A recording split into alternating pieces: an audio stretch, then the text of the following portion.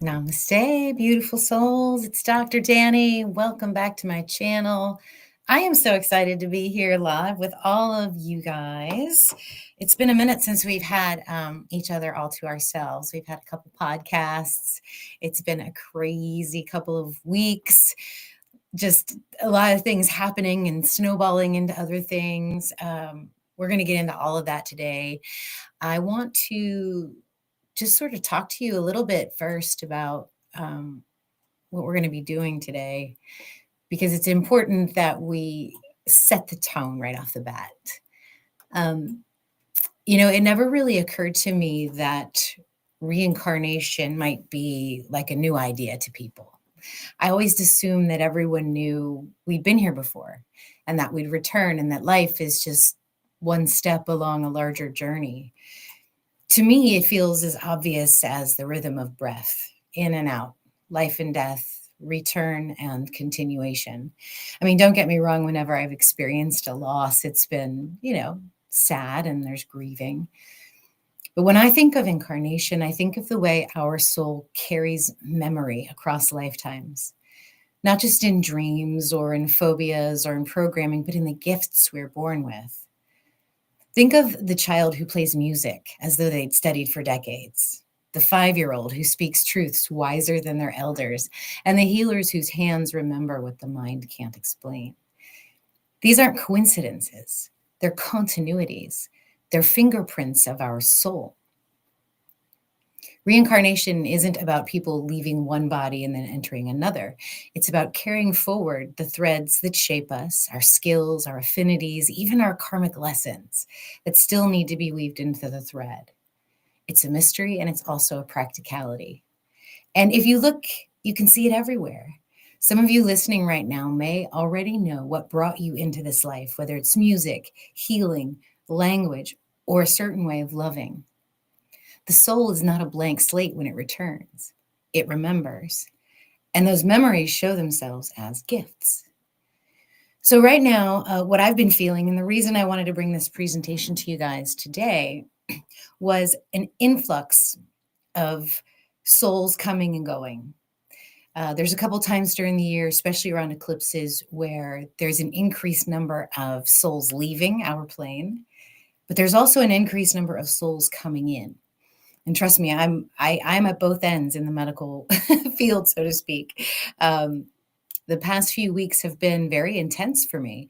I had a week off last week, but the week before, Man, it was crazy. A lot of death.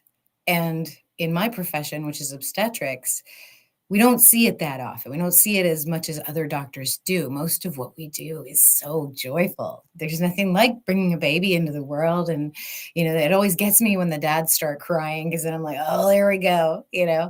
Um, but I had a few little ones depart the plane.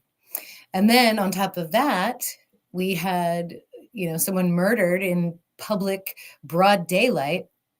Whatever your political opinion is, that's just gross. So I thought, all right, I'm being shown a lot of death right now. And, when I look at the astrology, I see it too. And when I saw this full moon coming, if you guys listened to the new moon, the eclipse coming, if you guys listened to those two videos that I created for you, that was the space I was in. It was just a tough energy to move through. I literally wanted to sit it out. And I thought, no, if I'm feeling this, I know you guys are too. And so I just wanted to come to you with what I've integrated, what I've processed. And one of those things is reincarnation, the transmigration of souls. The fact that what we're doing right here in our physical reality is literally temporary. And on the cosmic time scale, it's a moment. It's in and out. And when you begin to think about your reality like that and how much bigger and grander you are, the things that would normally get you reacting, angry, upset, they don't matter anymore. It's like, I don't know and I don't care. And it's not nihilism, but it's like, okay, here we go again. And I keep seeing the media repeating the same footage over and over and over, just reinforcing that collective trauma.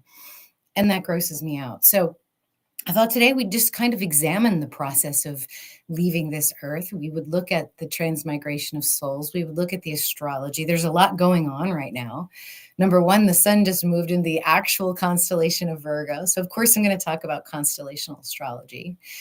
We are right in the middle of a lunar eclipse and solar eclipse. We're right in the middle of eclipse season. The final eclipse will be on Sunday. The solstice, or not the solstice, but the equinox is coming. So there's a lot of shifts here. This is a very liminal portal.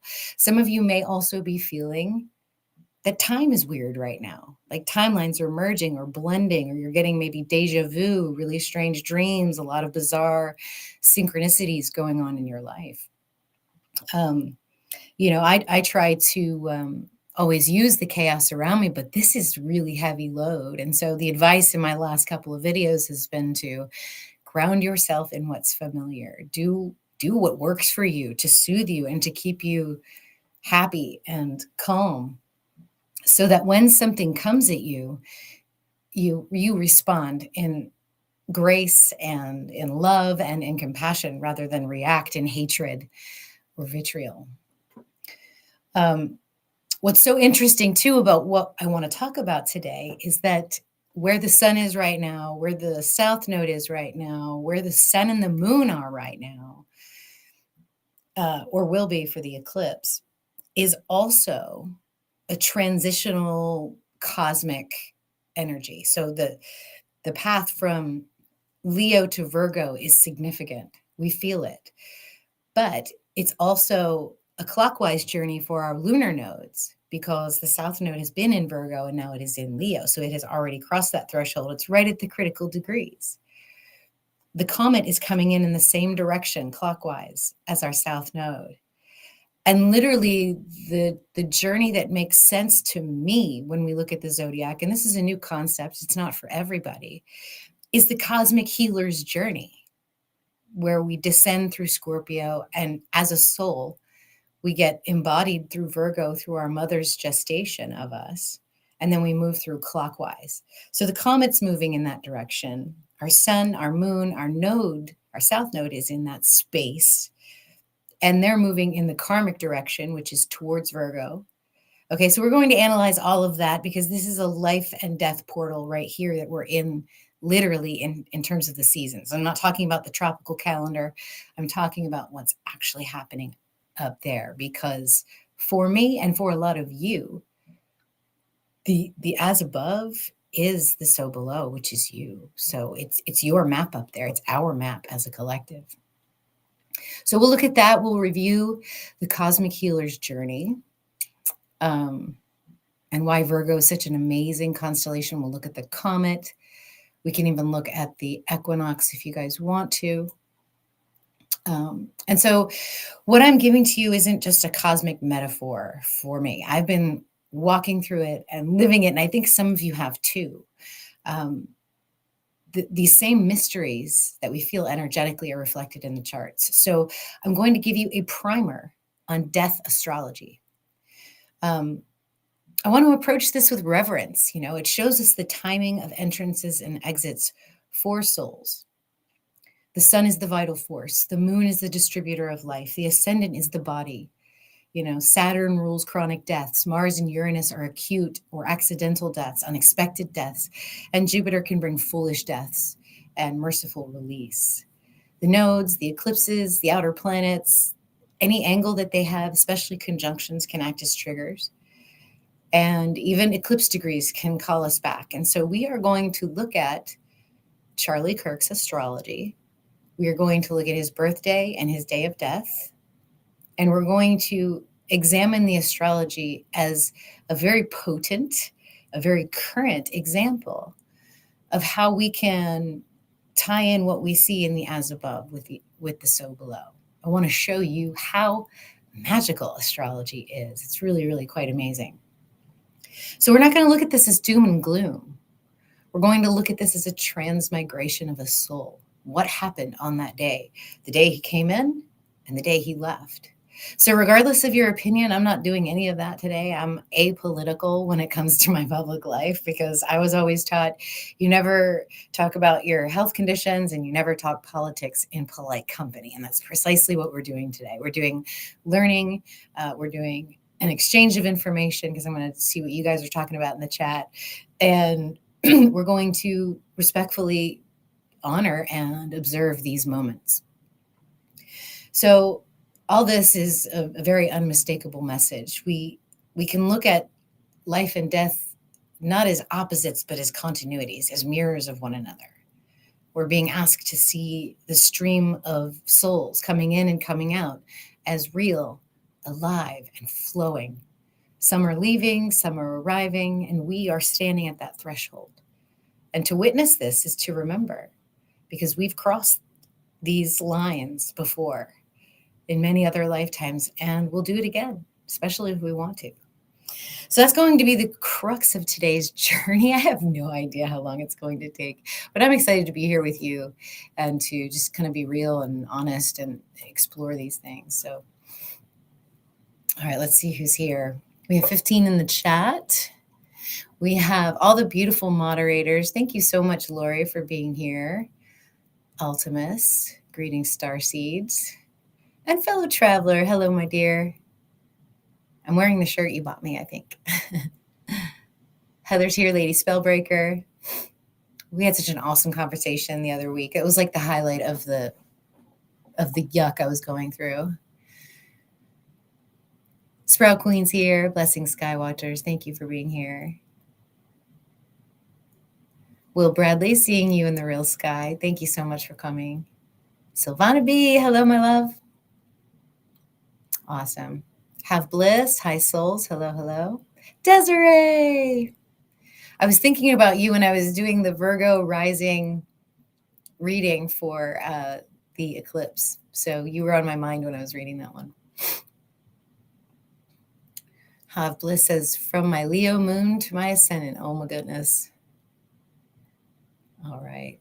Thank you guys so much for being here. Really appreciate you. Vazteca, hello. Goddess, thank you for being here.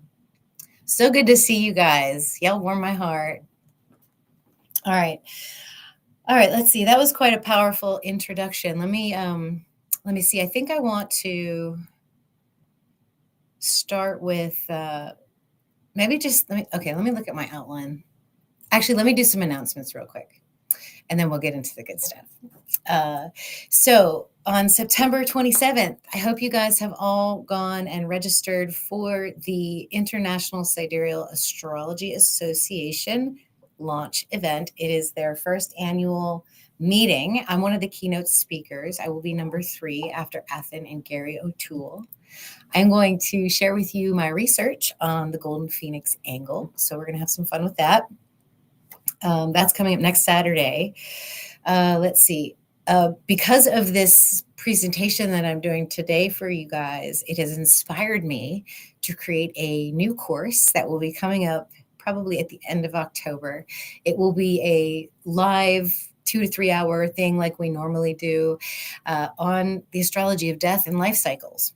There's a lot of good stuff. I'm giving you like a primer in this live stream today. So, but I wanted to really give it a lot of respect and attention and show you guys what I've learned. So that will be coming.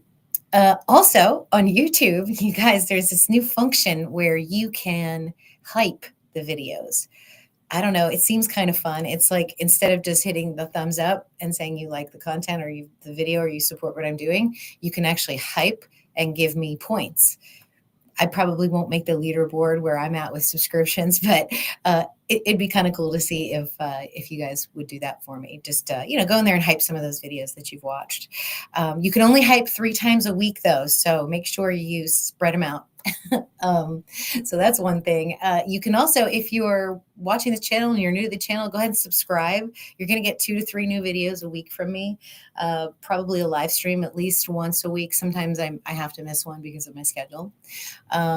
So do that. If you want to join the channel, we are having our monthly Zoom call. The membership is called Stargazers. It's $4.99 a month, and we'd love to have you.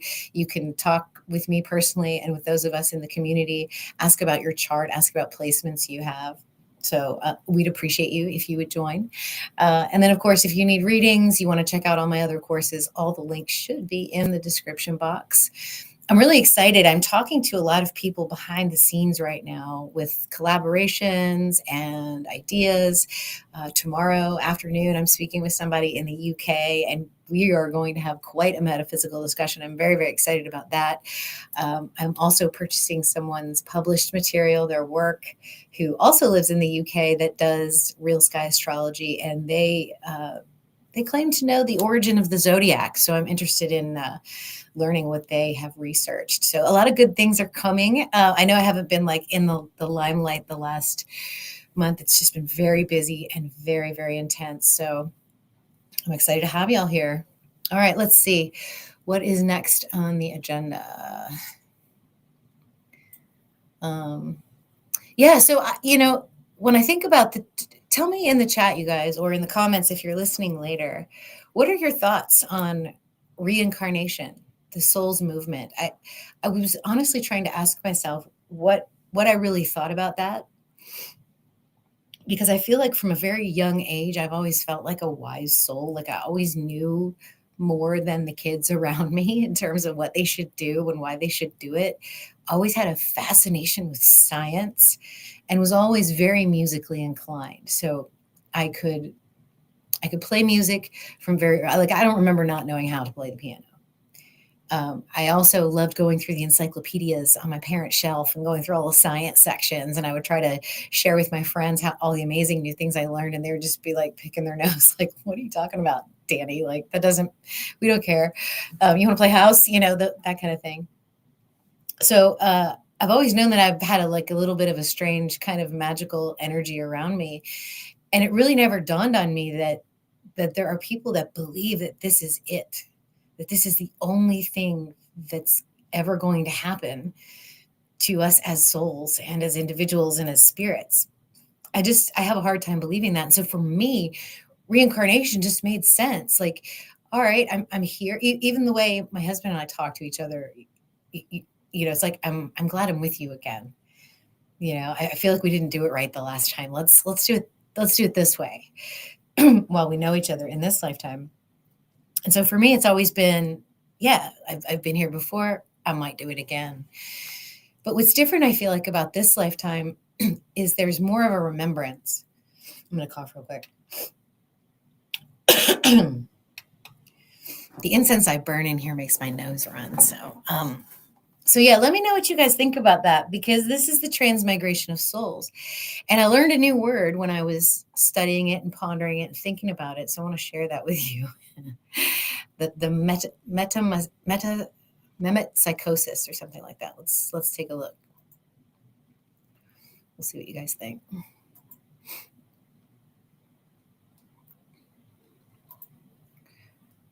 Yeah, right here. It's called metempsychosis. So in philosophy and theology, metempsychosis is the transmigration of the soul, especially its reincarnation after death. The term is derived from an ancient Greek philosophy, and I want to make sure you guys can see my screen.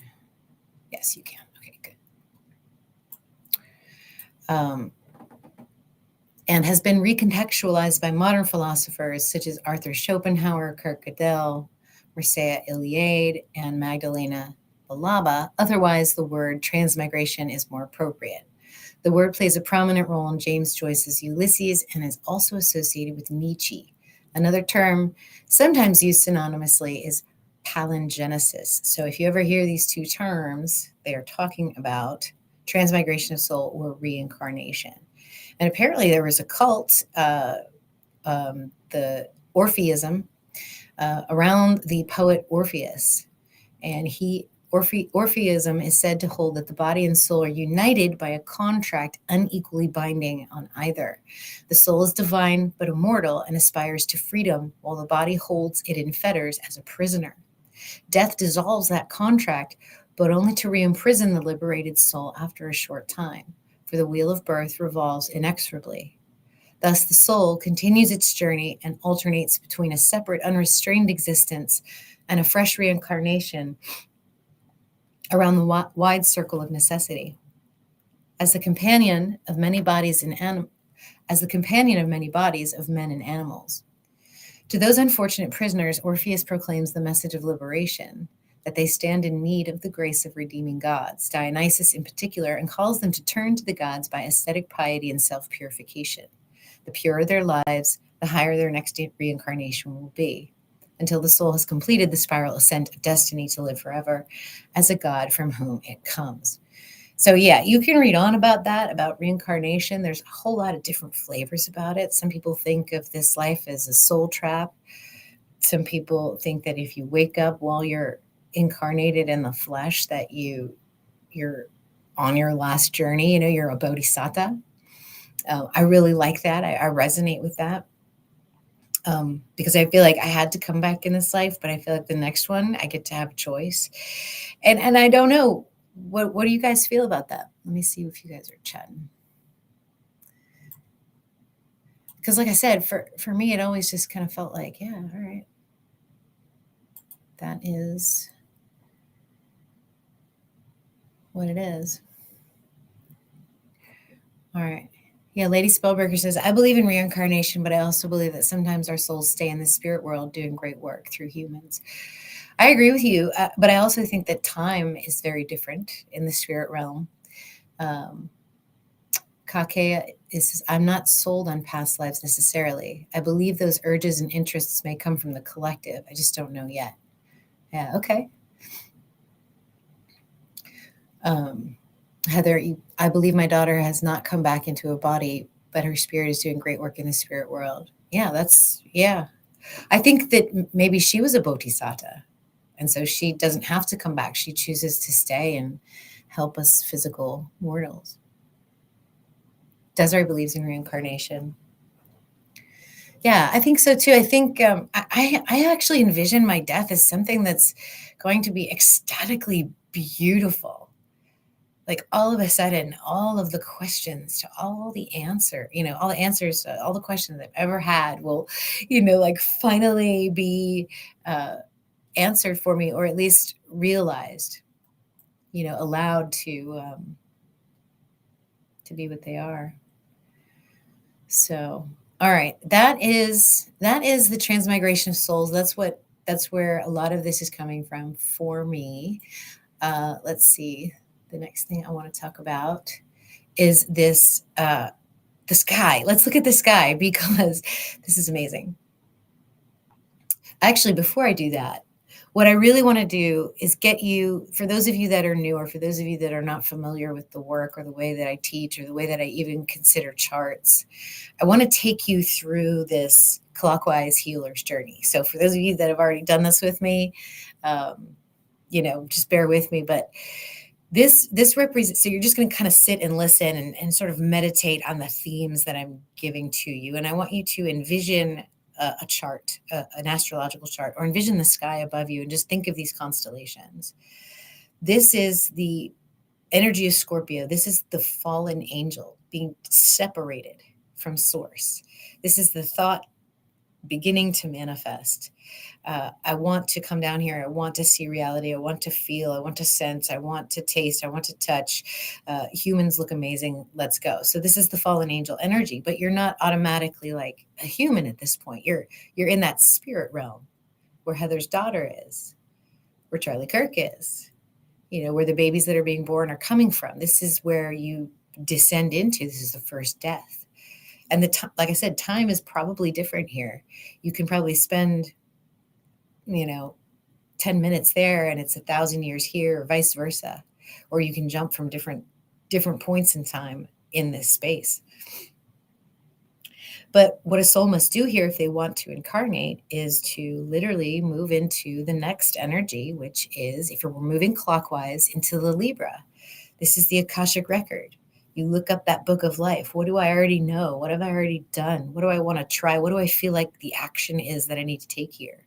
And that's what karma is. Karma is the urge to do action, to do things.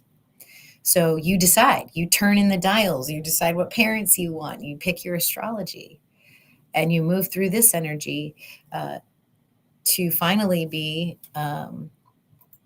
incarnated in the flesh through the body of your mother. The mother and father give you the blueprints to become a human. Like they grow your human for you. And what an amazing and beautiful sacrifice. And so this is the threshold that we are at, that we just crossed with the South Node. It crossed from the border of Virgo into Leo. So this is where the soul gestates. So you see, it's not the body part of it, the physicality part of it is only part of our journey. When we're born, we are just pure divinity in flesh. We haven't even been programmed yet in emotional or mental energy. We just create, we imagine, we communicate with souls. We're a fresh, beautiful energy. And this is Leo, right? This is the sun. This is just the bright, beautiful morning star energy. And that is where the sun is now, and it's about to cross into the threshold of Virgo, or in fact, it has today.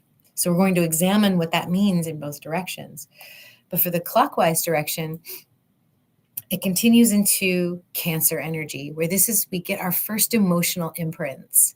These are the strongest, most powerful bonds that we create in life with our parents, with our siblings, with those that take care of us and nurture us. The veil drops here. We forget who we are and how powerful we are. So we look to others to mirror the divinity back to us. And then we hit Gemini energy. And again, remember, we're going clockwise. So we did Scorpio, Libra, Virgo, Leo, Cancer, now Gemini. And this is where the strongest, most irreversible programs about right and wrong get written into our head, where our beliefs are created. Okay, so that's why we get schooling so young. That's why we need to think about what we're putting in our children's minds when we send them off to public education. Siblings, friends, you branch out a little bit. You learn about more people and what people do differently. And then Taurus is sort of where you get to experience the world. You get to taste it, touch it, feel it, smell it, roll around in it. Your first sexual encounter, your partners, whether or not you want kids, what excites you, what angers you. This is what Taurus energy helps you discover. And then in Aries, you become the powerful soul, the human, the spirit embodied in flesh, ready to take on the world. You know who you are. You know what you want to do. Nothing can stop you. You know you're right. But somewhere in the back of your mind, there's a lingering doubt. There's a lingering void. And that's Pisces.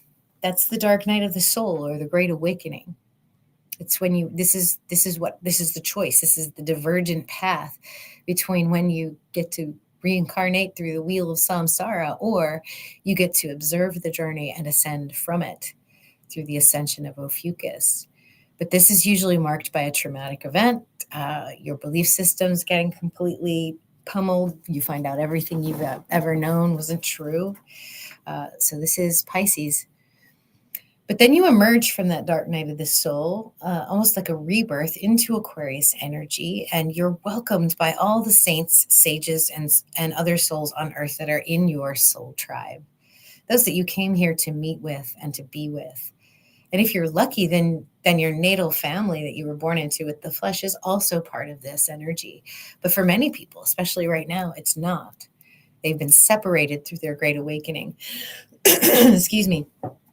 From their natal family because of the calling of their soul to wake up. And then you hit the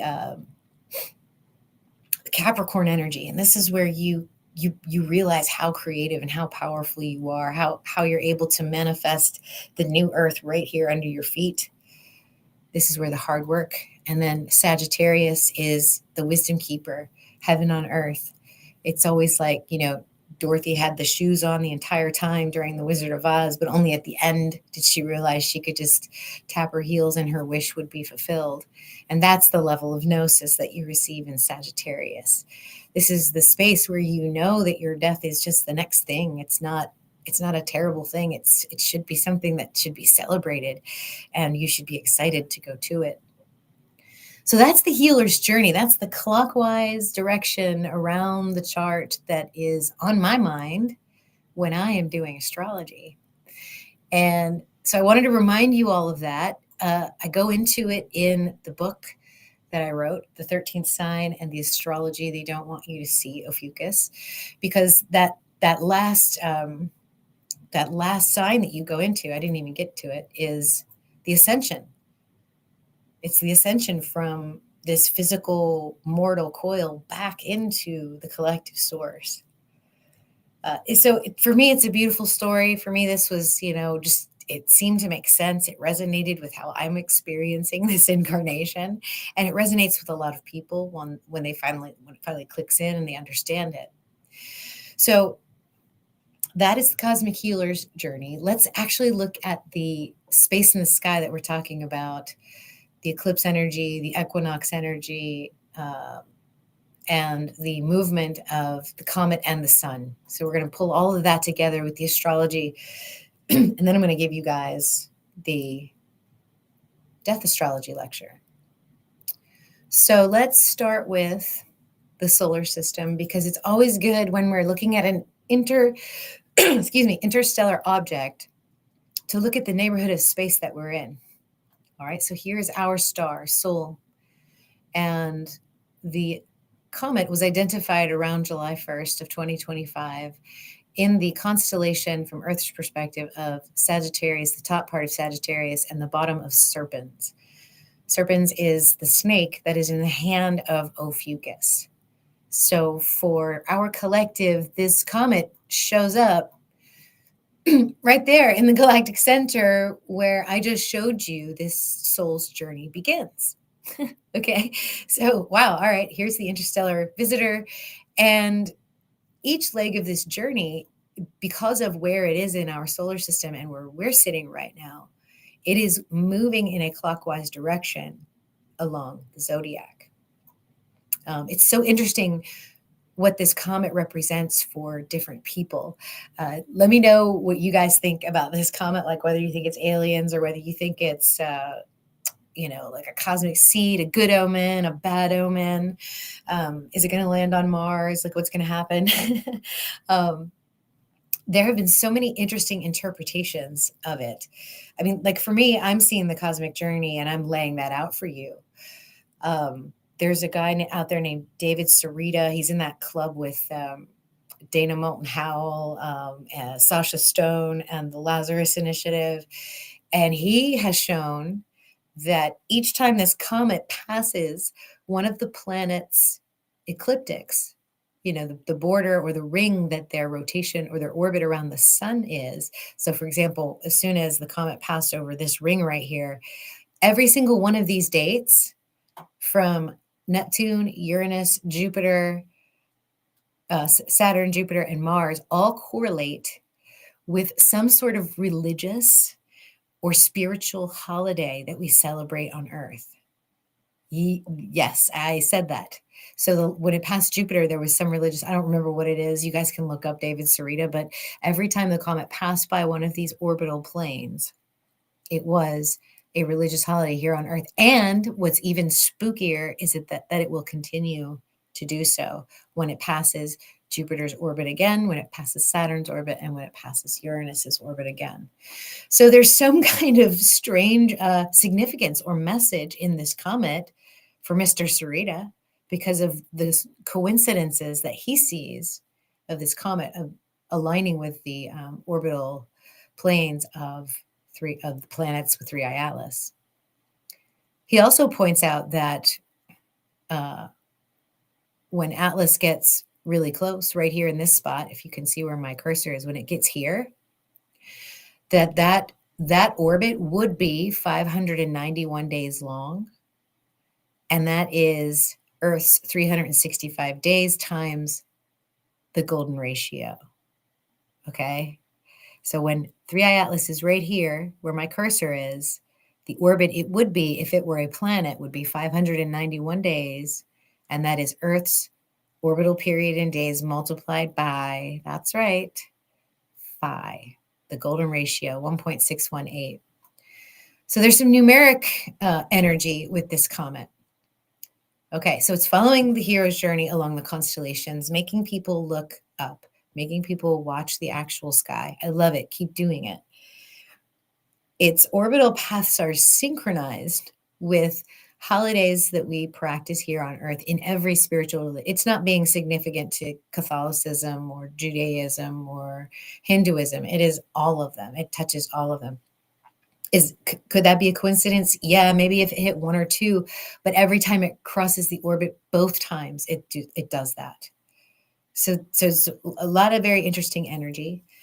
Also, when it is at perihelion, which will be at the end of October, it is aligning by date with the golden timeline convergence. 1,000 or 100,000, 600 and 800,000 days, at whatever 1.618 is in days from 1552. That's a numerical expression of phi. That is while this comet's at perihelion, while it is conjunct our sun. And the conjunction of the sun astrologically is what I wanted to kind of end this part of the conversation with. It's really, really, really remarkable. It's moving into a space right now where we won't be able to see it with telescopes on Earth. What they are hoping is that by the time it gets to Mars's orbit, which will be just a few days, a couple more weeks, check this out.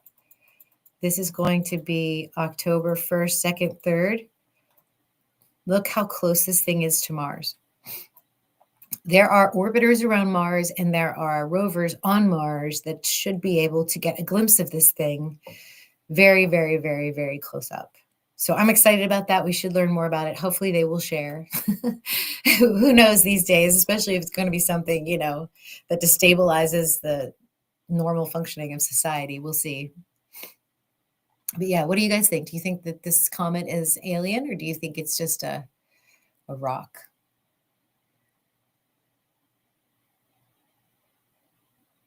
Heather asks, is there a new comet, Swan 25b? Oh, yeah, I think I saw Stefan Burns talking about that, but I have not watched that video. So there's our solar system. Let's move into the actual, what we'll see from Earth, because, this is theoretical, obviously, but let's look at the star map. All right, and let's back up set it to current date and time. And let's find 3i Atlas with the search. There it is. All right, so here we have Three Eye Atlas, and on Sunday, the day of the eclipse, it will move into the stars of Virgo. I'm using the Sky Live because on Stellarium, I still can't search for this comet. I don't understand why. It's so weird. So let's move the dates forward and see what that looks like. You can see the transit of this comet day by day. All right, so that's the eclipse, that's the equinox. Let's watch this in real time. The sun has just entered Virgo today, so we're 10 days in at this point. Let's keep going. And just take this in. Remember, Virgo is the birthing mother sky goddess. This is a cosmic story in real time that is playing out before you. You've got this cosmic messenger, from our perspective anyway, aligning with our sun in the belly of the birthing mother sky goddess. I mean, we can look at it poetically. We can just say, oh, yeah, that's just fantasy, Dr. Danny. But I mean, think about this. Think about how we actually perceive the sky as astrologers, what this might mean. There's something very special, something very powerful coming through. So everything that we've been going through the last few weeks, and if you're not going through what I'm going through, then you'll have to bear with me. But, I explained that in the intro. It's just been a lot of influx of souls, and you can feel it. And it's one of the more destabilizing energies that you can feel down here on Earth, which is why a lot of people are feeling it. Not to mention we're smack dab in the middle of eclipse seasons. So let's go ahead and take out the atmosphere and think about this ingress. I want to back up a few days. So if the planets are showing us the karma of these energies of the constellations by moving in a counterclockwise direction through their journey, they're doing their karma, they're working through it. What might... The computer always wants to do that when I am in the middle of something. Okay, there we go. If Virgo is the birth, if we're going clockwise, if we're going in the natural flow, not only of the precession of the equinoxes, but also in the precession of the lunar nodes, if this is the birth into this realm, if the sun is going backwards through this or karmically through this, what might this energy feel like? It's the reverse of birth, the mirror image, the inversion of birth, or the birth into the realm of the spirit. And it's really appropriate for this time of year, because if you think about where we are, the equinox, once we pass that, then we get into October. We have Halloween and that celebration, the Day of the Dead. The sun begins its burned path from Spica to the galactic center. It is a season of going inward, of dying, of the spiral of the sun going further and further down every single day. So as we move forward in time, the sun and Mercury made this cazimi right here, and this is where we begin to set intentions for our Mercury cycle. We just did that, and now we are here. So this whole threshold between eclipses, for me, has karmically felt like the reverse of birth. And it's playing out right here in the sky in front of us. So as the sun moves closer towards the middle of Virgo, because you guys, Virgo is a long season, this is going to go all the way to the 5th of November. So we are not going to be in Libra season on September 21st. We're not going to be in Scorpio season on October 21st. We are still going to be in Virgo all the way up until November 5th. So as the sun moves through this space, the comet will be right about here at the same time. This is the golden convergence of the timelines that I talked about with our Gregorian calendar. If you go to Dave and Bella with QPW, if you go to their channel, they did a whole talk on this. It was really, really good. So they talk about the comet coming and converging with the sun at the moment of this golden timeline, which is this same day. So there's something foreign, something new, a new vibration, a new code, a new seed, a new DNA upgrade. Something is being given to our system, soul system, with the arrival of this comet. Its impregnation in Virgo, moving along the soul's journey, as if to say, hey, I might be a new soul here. I might be a special new energy here. And it's being birthed through this astrological process. So that is, that's why I think that, the conversation, the presentation that I'm going to give you here in a minute about the astrology of death is so appropriate right now during this season. It's aligned with what we're feeling. And to be able to, for me, always analyzing heavy energies makes it easier to digest and integrate. So I hope this is helpful for you. If it is, like the video, guys, I appreciate you so much. That's the astrology. That's the comet. All right. Let me stop sharing for just a second and just check in with you guys, see what you guys are talking about. Hide that for a bit. All right, let's see.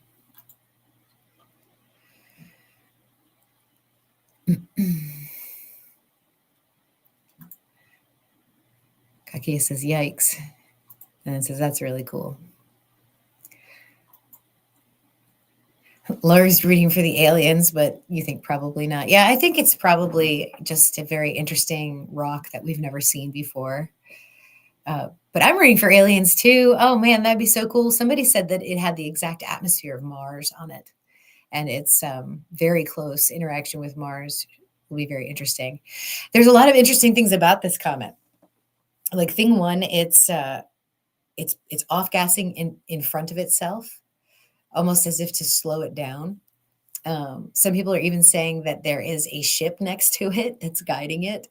Some people are saying that it's the perfect camouflage for an alien ship, that it's going to stop and there's going to be something going on Mars.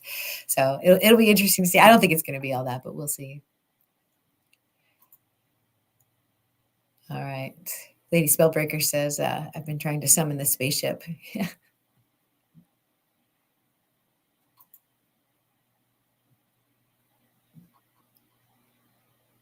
Yeah, I think it's organic, but the dates are very interesting. If it is organic and it is crossing these ecliptics at these powerful religious and spiritual dates, then I'm convinced we're living in some kind of coded holographic experience, which just gives me another piece of evidence that death isn't the end.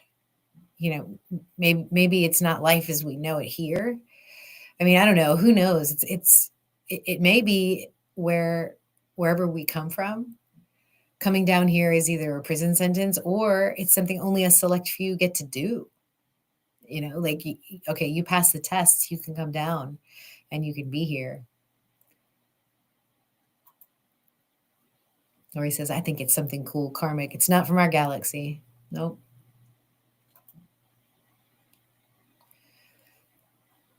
Desiree, doing your accountant work. Cool. All right, let me go ahead and take a deep breath here, sip some coffee, and we will get into the astrology energy of death. All right, let me just set that up.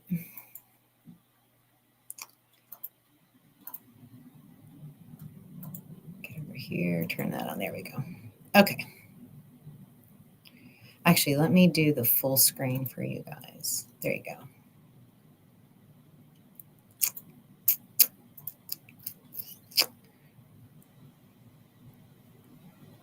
Oh my gosh, let me expand that.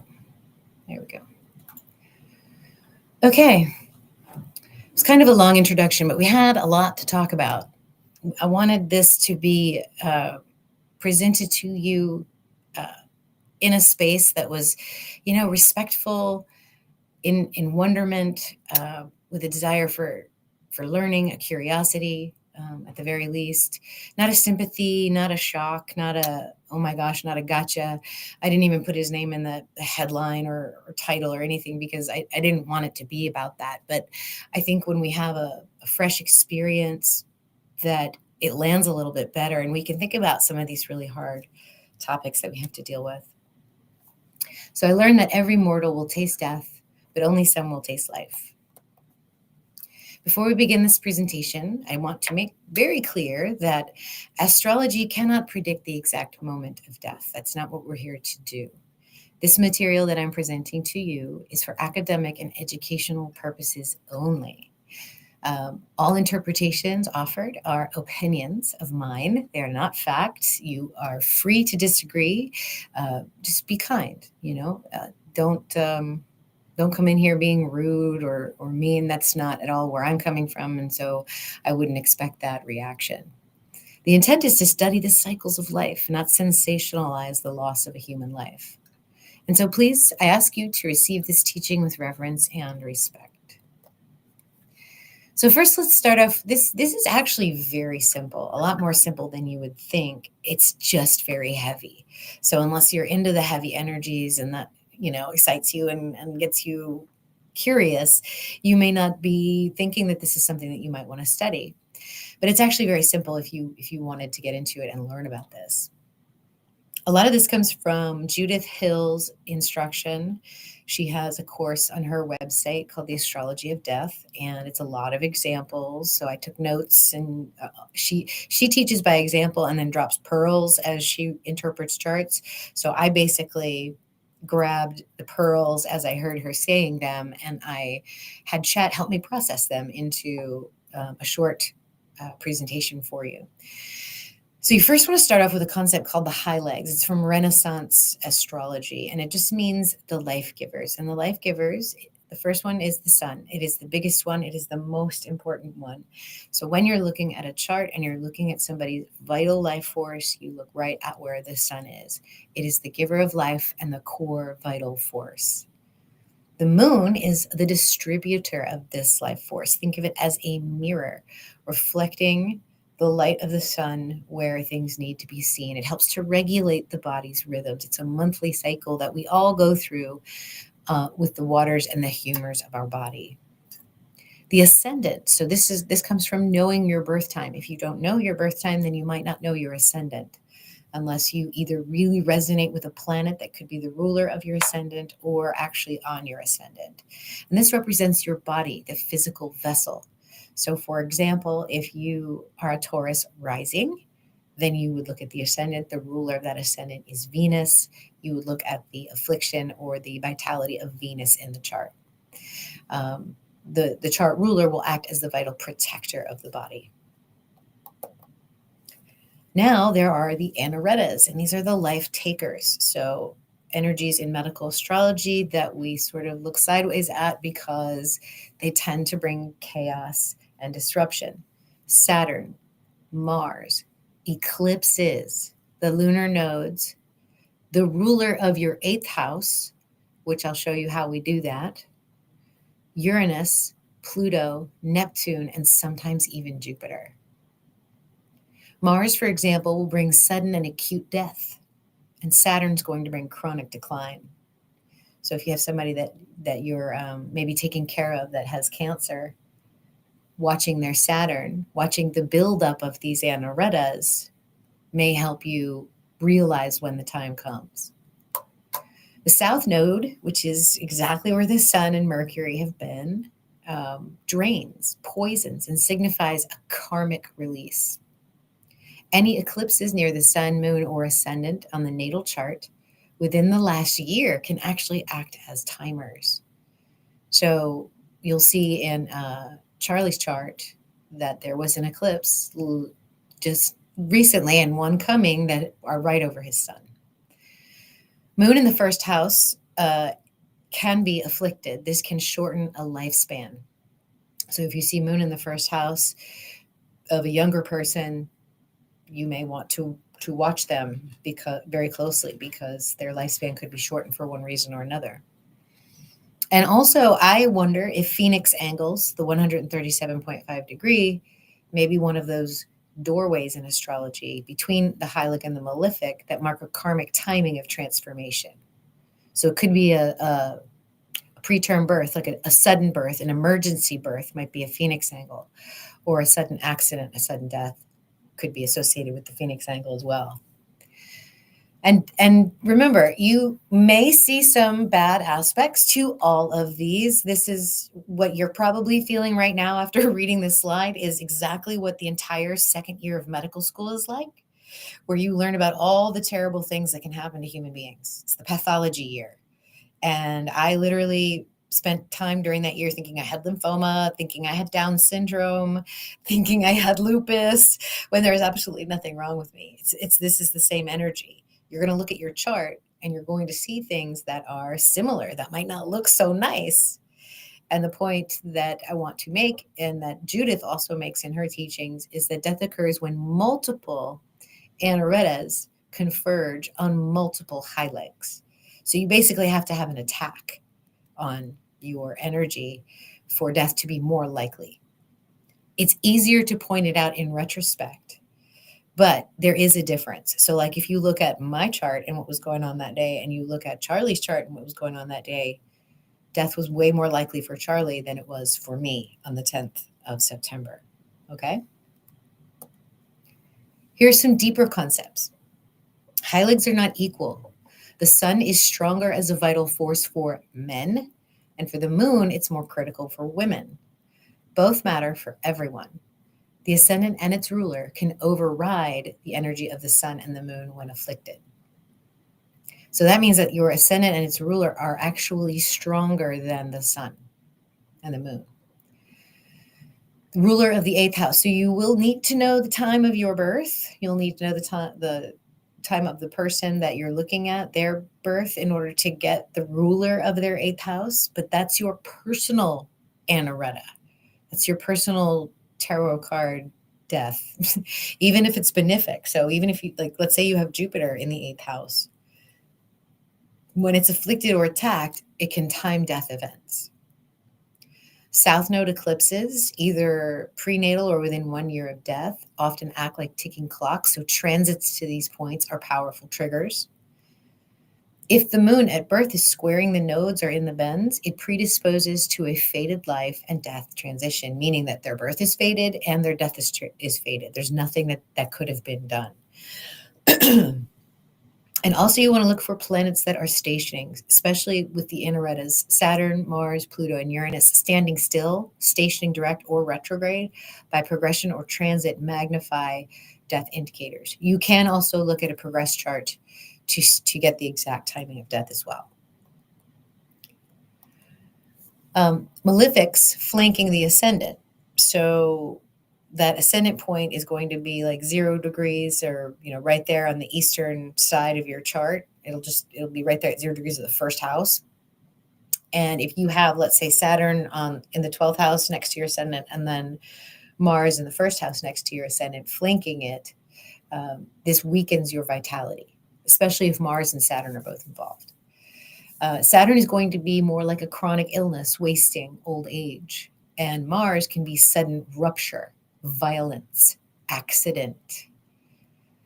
Jupiter can signify both benign and easy deaths, and also foolish and sudden excess deaths, like hold my beer, the famous last words, or maybe taking a selfie over the edge of a cliff, so you get a better angle.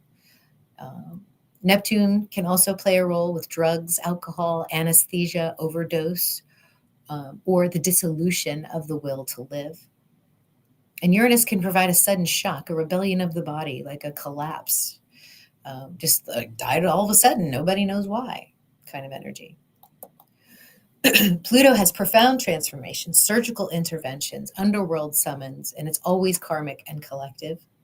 So you might find Pluto hovering in a bad aspect around natural disasters.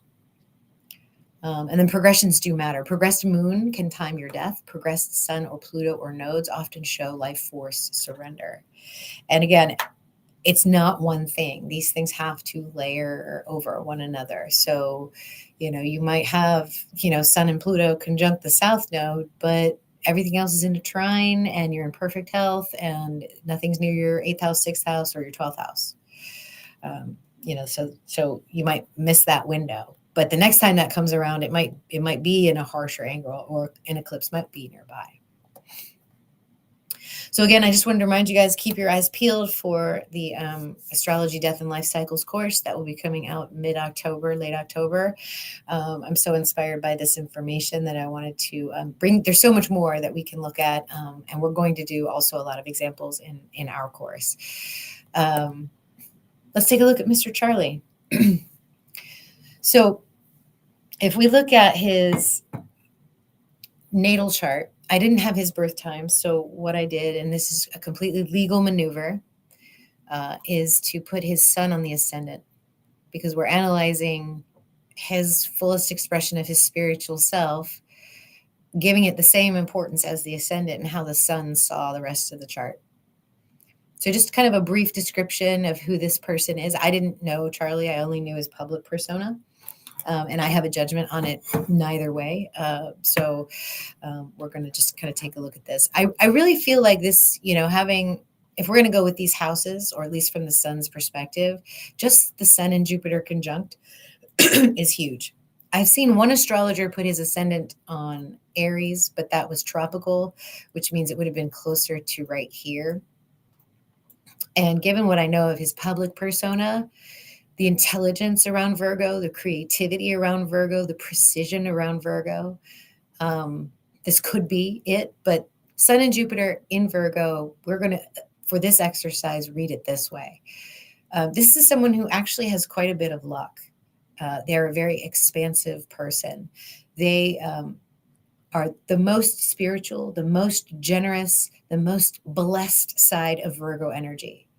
So if you think about the best side of Virgo, just brutal intelligence, curiosity, perfection, wanting to do it just right for people, service oriented. So this can be a huge indicator right here that this is someone who is magnanimous and out there in the public face. If we consider the 10th house from the sun being Gemini, this is information, this is knowledge, this is bringing that knowledge, schooling, teaching. I understand that he went to colleges quite a bit and traveled to those colleges. So in his public life, he was a teacher, and a compassionate teacher if you look at the entirety of his 10th house. There was almost a playful energy about the way that he taught. So that fits for me. I like this. The evidence keeps piling up, so I'm going to leave this here. Whatever opinion you have, that's totally fine. I wouldn't disagree with you. Now, a sun in a trine to Saturn in Capricorn, which is the best spot for Saturn to be, is Capricorn. This is someone who manifests the highest expression of Saturn, a master teacher, someone with integrity, someone who strived to really leave a legacy behind, and also enjoyed doing it if we consider the 5th house. So Sun and Jupiter are trine. When you have Jupiter and Saturn in a trine, forget the sun. This is someone who is a very good human in this world. They know how to take care of business. They know how to take care of things. They understand the responsibilities in this world. They're very careful about it. They're very particular about it, especially with Sun in Virgo. Okay, so then his moon is also in Virgo. So you just triple that energy. Ascendant, Sun, moon, all in Virgo energy. Virgo is this moon is trying to the south node. This is someone who wants people to be perfect, who wants to be perfect for people. He probably hid his emotive and feminine side to his subconscious, because 12th house is your subconscious and your dreams. So a lot of his feminine and artistic energy was probably either very private or kept in the subconscious realm. But there was a potential here because there is a golden phoenix angle between Moon and Saturn. And when he got a creative urge, he did it, but it wasn't a public spectacle. This is more like 4th and 12th house, right? So when he had a creative idea, he worked on it on his own, and then he brought it out to the public sphere. His purpose was to explore the deeper issues, to expose things that were hidden. That was of extreme value to him, to be able to do that. Pluto in Libra is a profound sense of fairness and justice, almost an obsession with it. When you see something that's unfair or wrong in the world with a Pluto in Libra, you are more likely to not only help the people that have been wronged, but go literally at the thing that caused it. And in the 2nd house, you're more likely to go to the extremes in doing that. That's what that Pluto would suggest.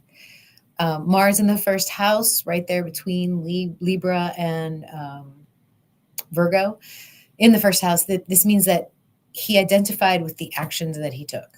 So whatever he did, that's how he saw himself. And having Mercury there meant that he was excellent with rhetoric, excellent with speech, and fair speech, balanced speech. Also, in a nice communication to this amazing conjunction. This is a generational conjunction between Uranus and Neptune. This is a strange way of expressing the unknown. Uranus is the rebel, the revolutionary. Neptune is the dreamer. So there was a revolutionary dream here, and that's where he may have believed divinity was. Remember, the third house is associated with Gemini and Mercury and programming. So there was almost a dogma here that was programmed at a very early age to believe in that which is not yet possible. And he had a way of speaking that was uniquely him.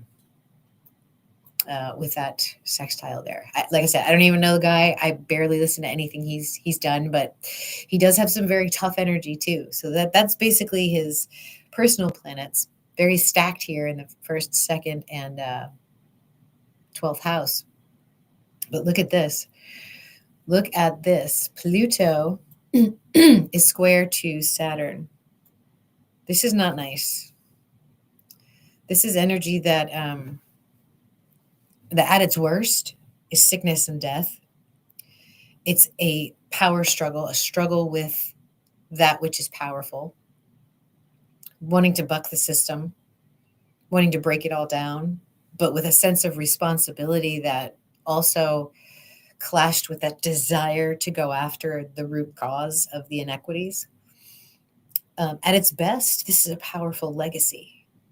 When these two get together and work constructively in their highest expression, you have a powerful legacy. You have powerful integrity. You have deep, deep wealth of wisdom. But it can take a lifetime to learn that. And there may have been struggles, second house, fifth house struggles between sort of responsibilities and joy, having to do the hard work, wanting to have fun. This was a driven man with these two energies, and it probably was a struggle sometimes, I would say, to be that driven, to have that passion. And then the coup de grace here is, if we're going with this house placements, is this Chiron in the 11th house. This is banishment from the public. And if this was his wound and he was a public speaker, he had to overcome something very powerful in order to be expressive in the public sphere. There was a tremendous fear. Again, he's driven to expose the secrets, and at the same time can be very comfortable keeping them. And yet, this is, Chiron in the 11th house, like being banished for those secrets, being exposed in the public realm. So his fear was being exposed. You could also see this as someone who is wounded in the public sphere as an expression or as a play or as a show. So some kind of showing the pain, showing the anguish, showing the banishment energy. All right, so that's Mr. Charlie in a nutshell. Black Moon Lilith is opposing the moon. Again, all of this energy is so private and quiet, this creative force that's inside of him. He suppressed this. He didn't put this out into the public sphere. He let it emerge through the rhetoric. He let it emerge through the quiet contemplation. And he had to overcome some tremendous fears and issues with authority figures to be able to come out into the public space and teach. And he really believed in the dream, in the new dream that nobody has seen before. All right, so let's look at Charlie's Anaretas, or his high legs, I should say. So he had the sun in Virgo in the first house. So this is a strong placement. If we're going with sun first house, I'm going to go with it because I don't have his birth time. This would have been 7 in the morning, I think. It's a strong placement for vitality and visibility. Conjunct Jupiter magnifies the life force, the charisma, and the presence of this person. This is a big, person. Like as soon as they walk into a room, you're like, I know you're it. You're the one. Square to Uranus and Neptune in Sagittarius in the fourth house. This is a potential source of being destabilized, prone to sudden shocks, ideological intoxication, or disillusionment. So this is a driven energy as well. So he has the potential to expand into the unusual dream, the revolutionary dream. But he had to temper that with the trine to Saturn. So the sun is very strong in his chart, but it's very stressed by this square to these two here. And the vitality could be unstable with this placement if we're looking at the sun. So right now what we're doing is we're examining the high legs, the life givers in his chart. The moon is also in Virgo, but in the 12th house. That should say 12 right there. It's directly tied to the body and emotional rhythms. So it's opposite Black Moon, Lilith, and Pisces. This gives an emotional vulnerability and potentially shadow entanglement. So he had to be very careful with secrets, with keeping secrets that he shouldn't be keeping, it looks like with this chart, because if he did, then a karmic energy would come through for him. The moon is trine to the south node in Taurus in the 8th house. So I'll give you guys a couple minutes to guess on if we were using this as Charlie's 8th house, what his personal death anoretta would be with Taurus in the 8th house. I'll let you guys guess, and we'll look at that in a second.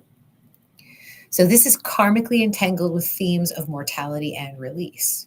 So having the moon trine to the south node could mean some kind of karmic entanglement here. And then the Phoenix angle to Saturn in Capricorn, this is encoded karmic timing, trigger for transformation. So the moon is really important in his chart. Obviously, eclipses are going to be very sensitive energies for someone with these placements. So the condition of his moon would be a vital distributor that is weakened, entangled, and faded. So his emotional energy that he suppressed sometimes gave him entanglements that were karmic. His ascendant, if we use this house system, is in Virgo, and this describes the body and life orientation. Virgo rising is the nervous system sensitivity, analytical constitution, and service orientation. It's neutral, but it's delicate and easily stressed when under a malefic attack. Are you guys seeing how the story might come together for Mr. Kirk?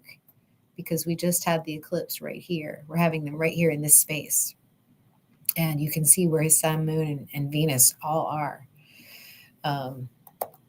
When we look at the ruler of the ascendant, which is Mercury, this is the guardian of the body. So diplomacy, intellect, balance, in a sextile to Neptune and Uranus. This means that words getting tipped off balance could potentially destabilize foundations. Not debilitated, but influenced by instability from Uranus and Neptune. So somewhat vulnerable to revolutionary energy. All right, this is the chart of the day of demise, the day of death. And what I did is I put the luminaries around that were in the sky on the day of September 10th over where they would be in his chart, like regardless of house, okay? So what you see right off the bat is that we have Uranus conjunct his south node in the 8th house. We have Jupiter in Gemini in his 9th, 10th house. We have Venus in the 11th house. We have Mercury and Sun and south node right here on the cusp of 11th to 12th house, which is sort of also entering the subconscious realms. Then we had Mars right on his Sun and Jupiter, like almost perfect. Black Moon, Lilith, and Comet over Mars, Mercury, and Pluto. And then Pluto in the 4th house and the North Node in the 5th house, Saturn and Neptune in the 6th house. And here's I think the trigger for the timing, because this is precisely timed, the death was timed, is Moon and Chiron.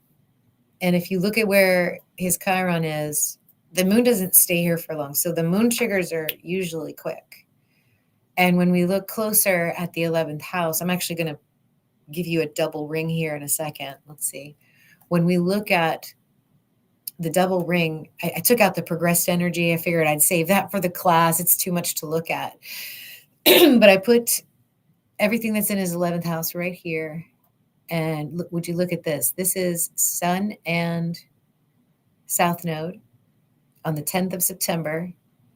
They had just crossed over his Chiron. And then we had the full moon eclipse 3 days before. And then on the 10th, that's when he passed. The moon passed over Chiron. Chiron is cut down here. This is literally on display, the wounding in front of your collective. I can't even make this up. And this is what T-squares his nodes. The battle between sharing the secrets and diving into them and keeping them. Just wanting to present the truth. And then Mars, accidents, killings, right on his sun. So, I mean, just this demonstration, it should kind of like open your eyes a little bit that, yeah, we are so connected to this sky. I mean, I don't know, maybe if you analyze your chart with the information that I've given you and you see a death signature, I mean, look at that. But there's at least 3 that I can point out right off the bat that are pointed out, and that's just in the transits.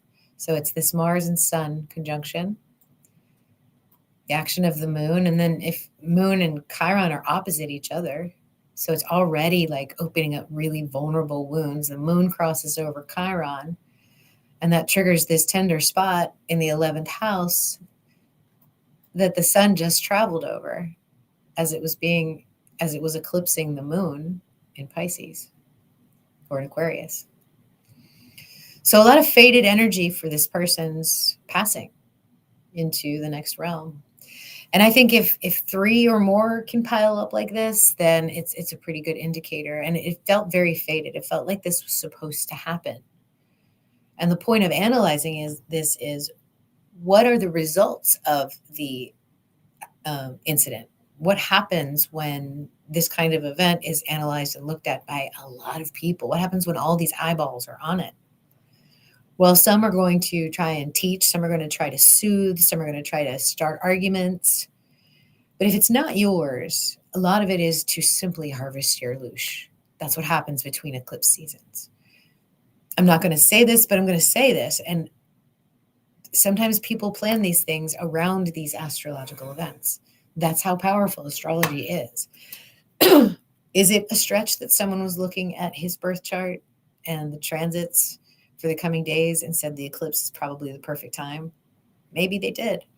I mean, I don't know. I'm not saying they did, but they potentially could have. So very powerful energy. Hopefully you guys received this teaching the way I intended it to be an exercise in learning the power and the magnitude of astrology, understanding that we are, but passerbys through this realm. If it's not ours, we don't have to be in it. If it is ours, that's great. But, notice it, be with it, process it how you need to. But keep your energy tight around eclipse season is all I'm saying. There's a potential to really just be drained. So let's see what you guys think. All right.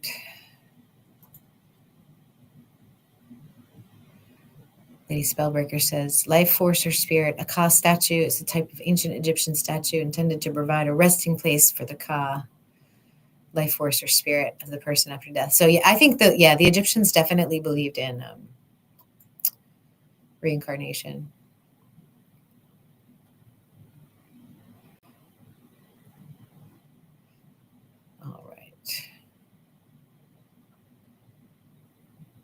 All right, let's see. Thank you, Lady Spellbreaker. Oh, yeah. Sorry, Christine. You had to watch the comment during the whole presentation. I apologize. Yep, passing during a Leo sun. Since you guys are talking about Egypt, I'm just going to put a little worm in your brain real quick before we close this out.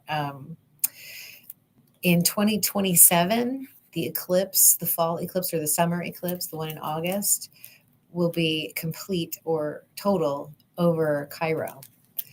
I am putting it out there that I'd like to visit Egypt during that time, despite my fears of crowded places and a foreign space. But at the same time, it's just calling me. So think about that.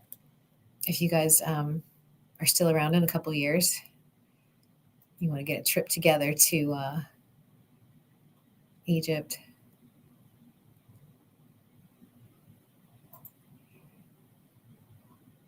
I think Charlie Kirk probably had his miserable moments. I do.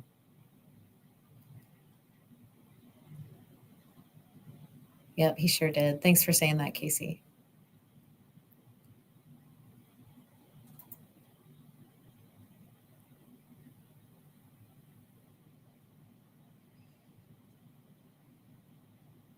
Nice comments. Thank you guys so much. Thanks for being cool and respectful. There's a lot of hate out there.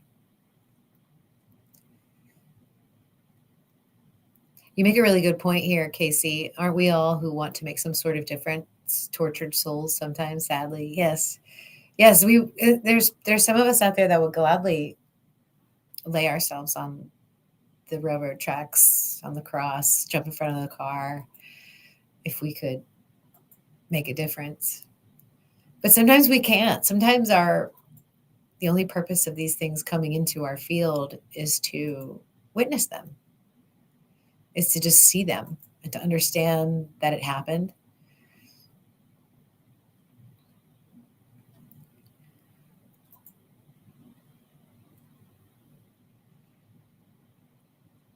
Yep.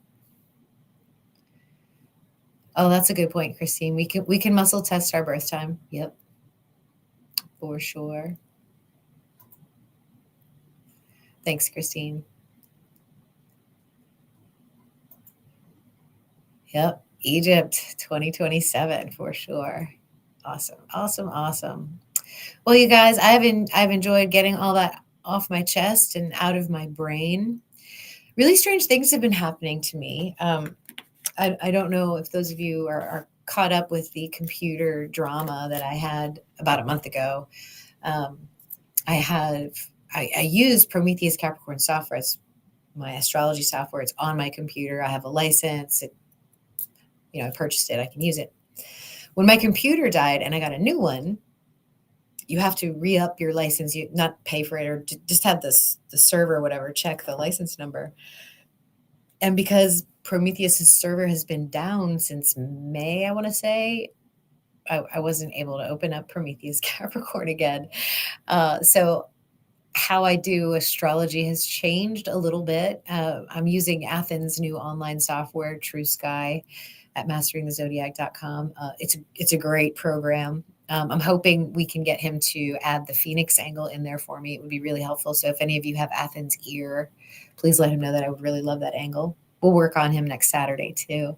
But yeah, so I haven't been able to kind of work with astrology the way I normally do. And so I thought, all right, well, maybe that means I'm supposed to like do some numerology or something like. So I got out my little coding brain and I just started doing some decodes on this comet on the day of the eclipse, on the Venus transits. And this was a week after my computer died. And for some reason, the computer crashed as I was about to save. I was moving some data from one PowerPoint to another. And the computer or like PowerPoint died and didn't save my work. And because we transferred all the data from my old computer to this computer, the files are not set up to save temp files. There was no temp file. It just wasn't there anymore.